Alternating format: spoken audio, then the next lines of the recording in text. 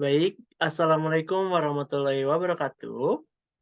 Perkenalkan, nama saya Niki Alif Islamai Devri dengan NIM 2006041110050 yang ingin menjelaskan penelitian saya, yakni analisis kadar monosidium glutamat MSG pada perbedaan bumbu dapur instan, yakni Mama Suka, Royco, dan Masako menggunakan refraktometer AB. Baik, eh,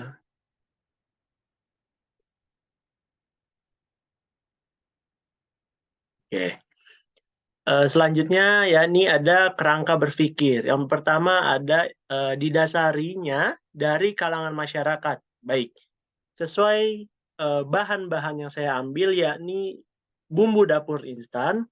Kenapa kerangka berpikir yang pertama didasari dari kalangan masyarakat? Dikarenakan, bumbu dapur instan tersebut tuh banyak banget digunakan bagi kalangan masyarakat pada umumnya, terutama pada ibu-ibu yang sering memasak di dapur gitu loh. Dan biasanya untuk para kalangan orang tua maupun kalangan ibu-ibu itu eee, memasak biar mendapatkan cita rasa yang lebih nikmat dan masakannya tersebut tuh tidak membutuhkan waktu yang lama. Jadi kalangan masyarakat itu, pengen memasak sesuatu dengan cepat akan tetapi rasa tidak hilang dari kenikmatannya begitu. Yang ke nomor 2 banyaknya merek bumbu dapur instan. Seperti yang saya jelaskan tadi atau seperti saya yang ambil untuk penelitian saya, yakni Mama Suka, Royco, dan Masaoka. Di antara ketiga ini biasanya tuh dapur apa, bumbu dapur instan tuh mereknya sangat banyak, nggak hanya 3 itu, dan yang saya ketahui hanya 3 dari itu saja. Di luar sana juga masih banyak selain bumbu-bumbu dapur instan, selain 3 merek tersebut yang saya sebutin.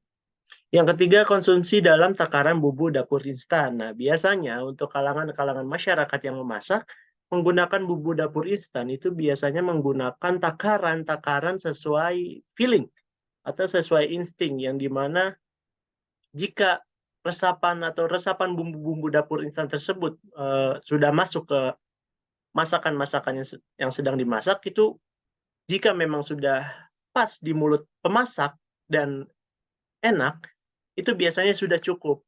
Dan biasanya kalau semisal kurang berasa di mulut itu, maka ditambahin lagi bumbu dapur instannya. Terkadang untuk penggunaan bahan bumbu dapur instan tersebut, itu membutuhkan takaran-takaran pas. Kenapa? Karena sesuatu hal yang berlebihan, baik itu menggunakan bumbu dapur ataupun segala hal tersebut, itu sangat membahayakan untuk tubuh diri kita sendiri, seperti itu. Dan yang keempat, yakni menganalisa kadar MSG. Jadi, tujuan saya kali ini untuk menganalisa berapa besarnya sih kadar MSG pada tiap bumbu dapur instan tersebut dari ketiga merek yang akan saya teliti, seperti itu. Eee, buat teman-teman semuanya yang mungkin tidak atau masih asing terkait kadar MSG. Kadar MSG itu sama halnya seperti micin. Jadi kita mengetahui nih kadar micinnya ada berapa banyak sih di tiap bumbu dapur instan tersebut, seperti itu. Baik, sekarang memasuki abstrak. Refraktometer adalah alat yang digunakan untuk mengukur kadar konsentrasi bahan terlarut. Misalnya gula, garam, protein, dan sebagainya. Dalam lab, komersial pangan, refraktometer merupakan alat yang dibutuhkan untuk mengetahui kualitas bahan baku maupun produk jadi makanan, minuman, dan perisa di industri. Prinsip kerja dari refraktometer sesuai dengan namanya adalah memanfaatkan refraksi cahaya. Refraktometer sebagai pengukuran presisi larutan telah berkembang pesat berdasarkan keragamannya sifat optik dari solusi di lapangan yang memberikan informasi tentang konsentrasi solusinya. Dalam makalah ini, beberapa hasil awal yang optimis telah diperoleh untuk prediksi kandungan garam di air bervariasi. Hasilnya juga menekankan pentingnya skema kalibrasi. Seperti itu. Oke, di dalam metode penelitian kali ini kita menggunakan beberapa alat, yakni ada refraktometer AB, alat yang paling penting untuk digunakan dalam penelitian kali ini. Selanjutnya ada pipet tetes. Pipet tetes itu fungsinya untuk mengambil dalam takaran yang sedikit. Jadi mengambil takaran air, takaran larutan yang diambil dengan pipet tetes itu menggunakan atau yang keambil dari pipet tetes itu hanyalah sedikit saja. Beker glass untuk meletakkan larutan-larutan yang sudah kita campurkan dari seperti Royco, Masako, Mamasuka sudah kita campurkan dengan Aquades. Jadi kita diletakkan di beker glass.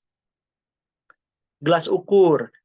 Gelas ukur ini lebih tepatnya untuk mengukur takaran-takaran yang sesuai kita butuhkan. Jadi di tiap bahan, Royco, Masako, dan Mamasuka itu kita harus ukur larutan-larutannya sesuai takaran yang pas dan sama satu sama lain seperti itu. Jadi tidak ada perbedaan di tiap bahan-bahan yang akan kita teliti.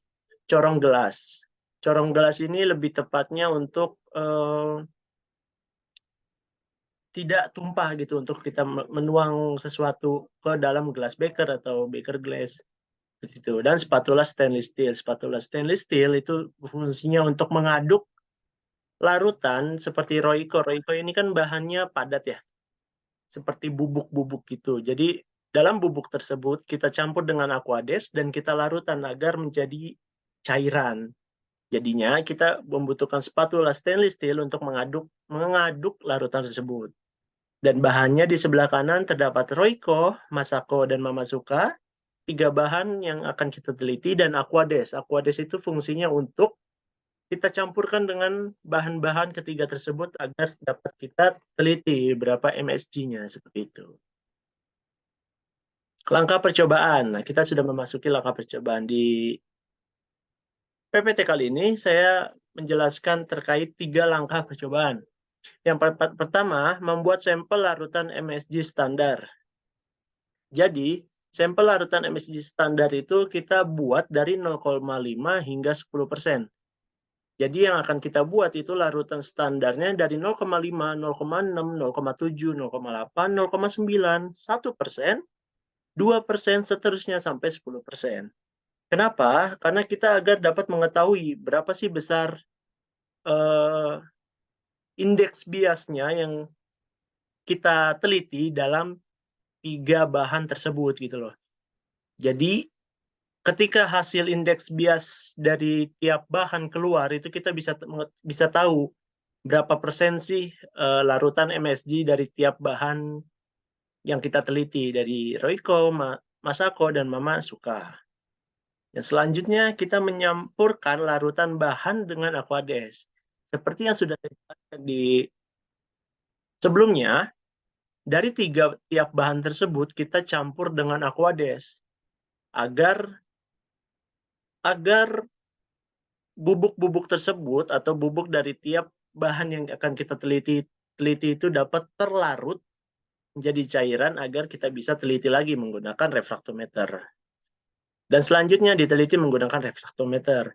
Jadi dari bahan-bahan bubuk tersebut ketika sudah dicampurkan dengan Aquades maka bumbu-bumbu tersebut sudah menjadi larutan dan larutan tersebut bisa kita ambil dengan pipet tetes sehingga kita bisa menggunakannya dan meletakkannya di refraktometer AB. Seperti itu.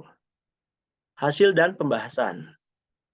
Di PPT kali ini, saya sudah menunjukkan tabel data larutan standar. Seperti yang saya bilang tadi, saya mencari tabel data larutan standar dari 0,5, 0,6, 0,7, 0,8, 0,9, 1% hingga 10%. Di indeks bias kali ini, sudah terdapat hasil yang berbeda-beda sesuai dari konsentrasi larutannya. Seperti 0,5% konsentrasi larutan menghasilkan indeks bias sebesar 1,332. Jadi di tiap konsentrasi larutan itu memiliki indeks bias yang berbeda-beda. Seperti itu. Selanjutnya, mungkin sedikit penjelasan. Untuk konsentrasi larutan itu mengenai 0,5 dan 0,6 kenapa bisa indeks biasnya sama dikarenakan untuk 1,332 itu memiliki konsentrasi larutan sebesar 0,5 hingga 0,6%. Jadi di antara kedua itu memiliki indeks bias sebesar tersebut. Seperti itu. Dan seterusnya dari 1% ada 1,33, 10%, hingga 10%, 1,3349. Selanjutnya yakni tabel data larutan bumbu dapur instan. Jadi, seperti yang akan kita teliti, dari ketiga merek bumbu dapur instan itu kita teliti atau kita uji menggunakan refraktometer agar menghasilkan indeks bias. Jadi untuk pengulangannya itu kita melakukan 3 kali agar mendapatkan indeks bias rata-rata yang bisa dibilang rata. Jadi dalam 3 kali pengulangan kita mendapatkan hasil rata-rata yang bagus. Akan tetapi dari tiap bumbu dapur instan yang saya lakukan dengan takaran yang pas dan sama rata, tidak ada perbedaan, menjadikan indeks bias tersebut memiliki bumbu dapur instan atau indeks bias yang pas gitu loh. Makanya indeks bias tersebut menghasilkan nilai-nilai yang sama.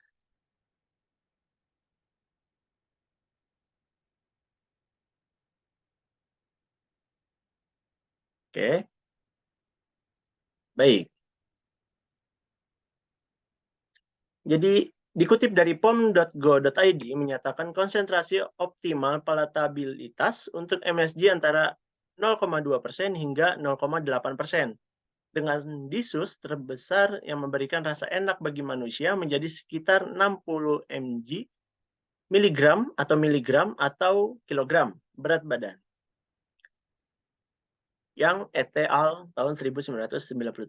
Dilansir dari chemcast.go.id, yakni inti dari aturan-aturan ini adalah MSG aman dikonsumsi dalam takarannya sesuai. WHO menetapkan asupan harian MSG yang dapat diterima oleh tubuh manusia adalah 0 hingga 120 mg per kilogram BB. Jadi sesuai yang saya bilang di sebelumnya, terkadang masyarakat atau kalangan masyarakat itu menggunakan bumbu-bumbu dapur itu tidak sesuai takaran yang pas, sehingga yang kalangan masyarakat lakukan itu biasanya menyesuaikan dari lidahnya yang pemasak atau pembuatnya gitu loh. Jadi semisal dalam lidahnya itu belum berasa, jadi dia akan selalu menambahkan takaran bumbu-bumbu dapur instan tersebut sehingga di dalam lidah pembuat masakan tersebut itu merasa pas. Akan tetapi dalam pembuat masakan tersebut tidak mengetahui berapa takarannya sudah dikeluarkan, sehingga berapa persen micin yang dihasilkan dari takaran-takaran tersebut. Seperti itu. Jadi untuk merek Royco itu pengulangannya 3 kali menghasilkan indeks bias 1,3275. Jadi memiliki konsentrasi dari 0,5 hingga 0,6%. Sesuai yang ada di sini ya. Untuk Masako itu 1,331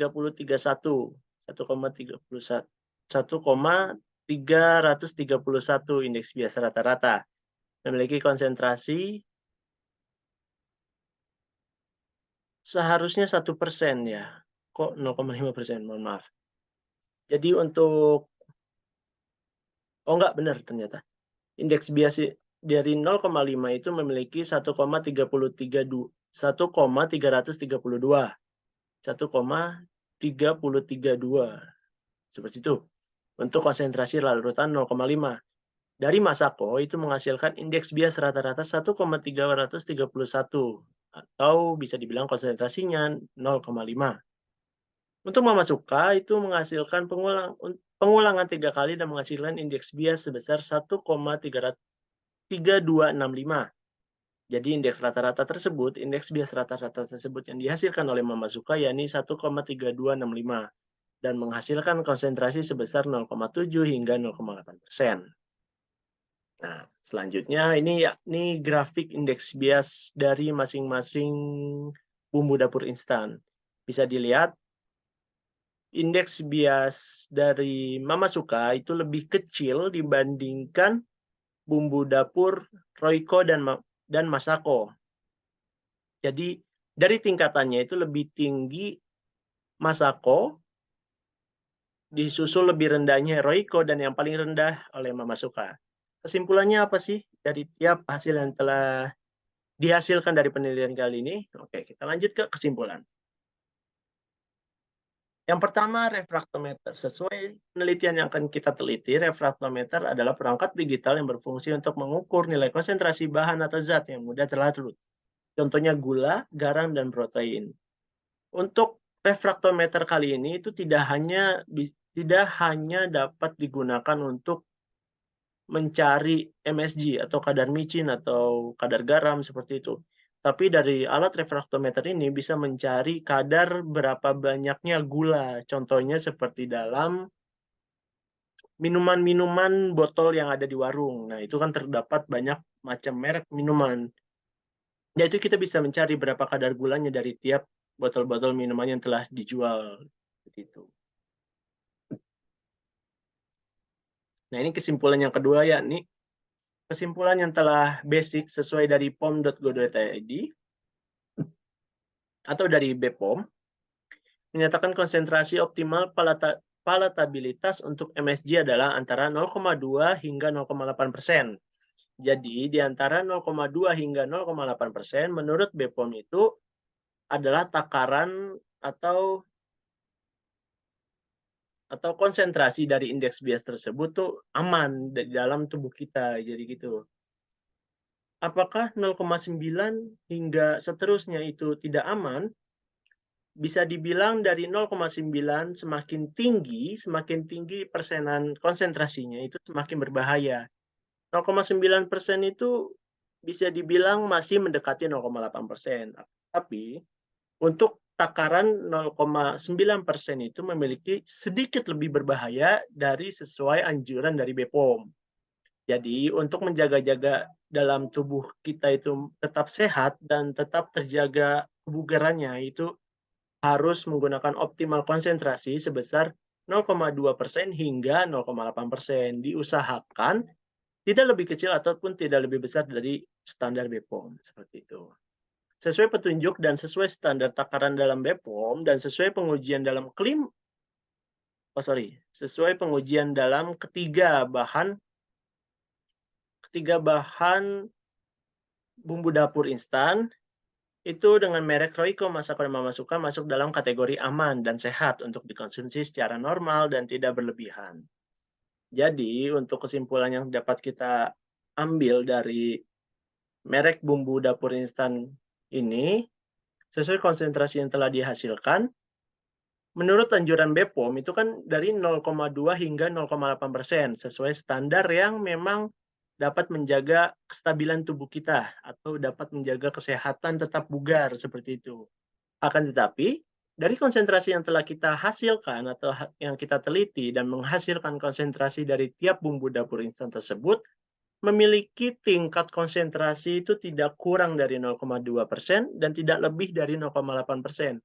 Seperti Royco, di antara 0,5 hingga 0,6%, Masako lebih kecil dari 0,5%, Mamasuka 0,7 hingga 0,8%. Apakah Masako itu lebih kecil 0,5% bisa menyentuh lebih kurang dari 0,2%? Bisa saja, akan tetapi dari konsentrasi larutan 0,5% itu memiliki indeks bias 1,3032. Sedangkan untuk Masako itu memiliki indeks bias 1,3031. Jadi dapat disimpulkan bahwasanya konsentrasi larutan yang dihasilkan oleh Masako itu tidak kurang dari 0,2%. Dikarenakan menurut standar konsentrasi larutan itu memiliki tingkat dari 0,5% menuju 0,6 atau 0,7 itu memiliki tingkatan yang sangat kecil sehingga tidak memungkinkan menuju dari 1,3032 hingga 1,3031 itu lebih kurang dari 0,2%, seperti itu. Oke. Nah, balik lagi ke kesimpulan semuanya, Royco Masako Mamasuka itu bisa dibilang aman untuk kita konsumsi. Akan tetapi dari tiap bumbu dapur instan tersebut, kita harus menyesuaikan takaran yang akan kita gunakan. Tidak berlebihan, karena sesuatu hal yang berlebihan itu tidak baik untuk kesehatan tubuh kita. Walaupun dari tiap bumbu dapur instan yang telah kita teliti itu memiliki konsentrasi yang aman dan sesuai anjuran dari BPOM, akan tetapi dari kalangan masyarakat untuk menggunakan bumbu-bumbu dapur instan tersebut tuh sesuai takaran-takaran yang pas agar tidak berlebihan yang sehingga membahayakan tubuh kita. Seperti itu. Baik, mungkin cukup sekian dari presentasi kali ini terkait analisis kadar monoksidium glutamat atau MSG pada perbedaan bumbu dapur instan Mama Suka, Royko, dan Masako menggunakan refraktometer AB. Sekian dari saya, kurang lebihnya lebih mohon maaf. Wabillahi taufiq wal hidayah. Wassalamualaikum warahmatullahi wabarakatuh. Terima kasih.